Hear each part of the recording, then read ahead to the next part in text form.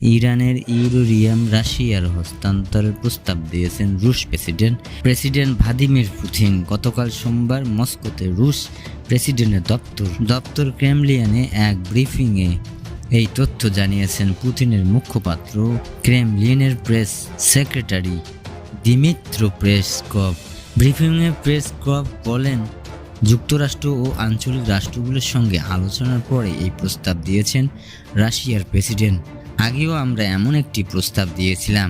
President Putin বলেছেন, মধ্যপ্রাচ্য স্থায়ী শান্তি প্রতিষ্ঠার জন্য যে কোনো রাজনৈতিক ও কূটনৈতিক উদ্যোগে সহযোগিতা করার জন্য তিনি প্রতিশ্রুতিবদ্ধ বলেছেন পেসকভ। ইরানের কাছেও 400 কেজি ইউরেনিয়াম আছে। এই ইউরেনিয়াম 60% বিশুদ্ধ বা পরিশুদ্ধ। জাতিসংঘের পরমাণু প্রকল্প পর্যবেক্ষণ সংস্থা IAEA তথ্য অনুযায়ী এই বিশুদ্ধতার মান 90% উন্নত করা হলেও পরমাণু বোমা তৈরি করতে পারবে ইরান অবশ্যই বরাবরই পরমাণু প্রকল্পের আড়ালে বোমা তৈরির প্রচেষ্টার কথা অস্বীকার করে আসছে। তবে দেশটির পরমাণু প্রকল্প ও ক্ষেপণাস্ত্র কর্মসূচি নিয়ে প্রায় 2 যুগ ধরে দেশটির সঙ্গে বিরোধ চলছে যুক্তরাষ্ট্রের।